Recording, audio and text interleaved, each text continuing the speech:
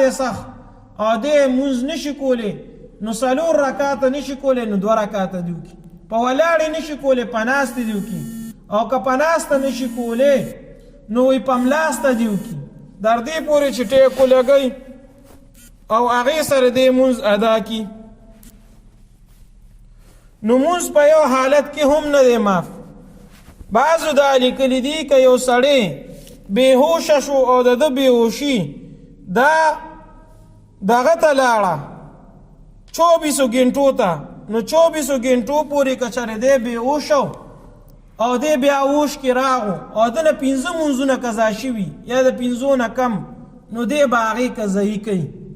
او که نه دی داسې بېهوشه شو چې د 5 مونځونه پې زیات قضا شو نو بیا د هغې قضایي نشته. او دغه رنګ که یو سړی لیونی شو سحر لیونی شو بل سحره پورې که دی اوش او حواس کې راغو نو دی به د دغې مونځونو قضایي کوي. او که نه دا داسې لیونی و چې کال 2 3 4 کاله بعد یا څه موده بعد دی بیا په اوش کې راغو نو بیا به د هغې قضایي نه کوي. نو مونځ په یو حالت کې هم نه دی بعد. بعضې فقهاو داسې مسایل بیان کړي دي چې د زنانهو دپاره چې هغه ډېرې سختې دي. معشوم پیدا کېدو وخت کې هم هغې ته مونځ نه دی معاف چې لا معشوم پیدا شوی نه او پیدا کېږي دا وخت کې هم په هغې باندې مونځ وخت راغو نو هغه به مونځ کوي د هغې قضایي به کوي. اوس دلته د ښځو څه مسایل دي. ښځې غوږونو کې سوري کوي دغه رنګ پوزه کې سورې کړی وي نو هغې د دې مسایلو نه ناخبره وي. دغه سوري ته اوبو رسول دا فرض دي.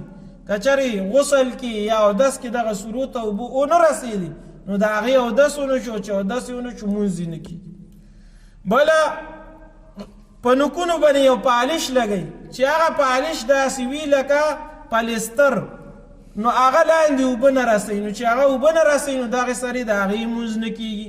نوکونه یې غټ پرېښي وي د هغې د وجې نوکونو کې ګند جمع کېږي او هغه اوړه جمع شي نو دغه وړو د وجې بیا دغه ځای ته اوبه نه رسي او چې اوبه ونه رسېدي نو هغې سره د هغې اودس ونه شو او چې اودس یې ونه شو نو مونځ یې نه کېږي.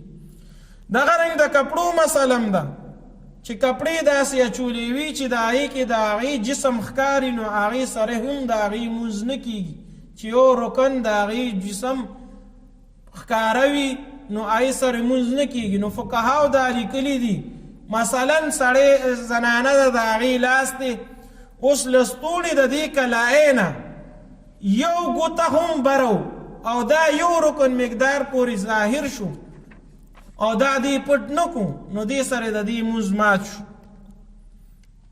نو دې ځای پورې لیکلي او بیا دا ویلي چې په دې باندې به د دې خاوند پلار او څونه چې د دې مشران دي ټول ګناهګاریږي ځکه چې د هغې فرض دی چې هغې ته ووایي چې دا شیز په تا باندې فرض او واجب دی نو دا کوه او په داسې طریقې سره چې ویښته پټ ساته دا ښکاره کومه دا ستا ستر کې راځي. نو دې د وجې الله رب العزت وفرمایل چې دوی به مونځ کوي. فإن خفتم که چېرې تاسو ته یرې وي فرجالا نو تاسو په ولاړه مونځ وکوئ او رکبانا یا په سوارلی باندې. نو سوارلی باندې مونځ کولو او پر نو رجالا نه مراد دا نه دی چې دا په تلو تلو کې به مونځ کوي نه. امام صاحب فرمایي که چلې دله یروي نو دی د پزې باندې ودرېږي او په هغې د مونځو کې نو دا جایز دی. تلو کې مونځ جایز نه دی چې د نیت تړلی وي او روان وي مونځ کوي. امام صاحب په نزدیک دا جایز نه دي ځکه رجالا دا د راجلون جمع ده او راجلون معنی ده تلو والا ته نه وایي بلکې په ځای باندې په خپو باندې ودرېدو والا ته ویلی کېږي. نو آیات کې او دغه رنګ امام بخاري رحمت الله علیه هم د رجالا معنی دا کړې ده چې په خپو باندې ولاړ وي او مونځ وکړي.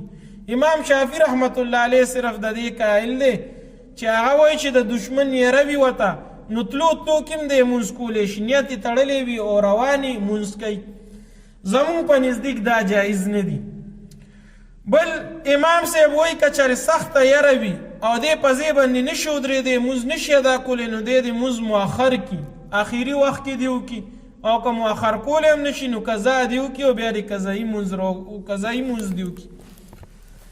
اوس دلته مسله دا ده که چېرې دی یو سرلی باندې وي هغه چې زناور دی اوښ هم کیدی شي اس هم کیدی شي نو په هغې باندې که دوی مونځ کوي نو هله داسې کیدی شي چې یو خپل اس مخکې کړي او هغه امام شي او دا نور روپۍ شاته شي وایي نه بلکې دوی به بیا ځان ته مونځ کوي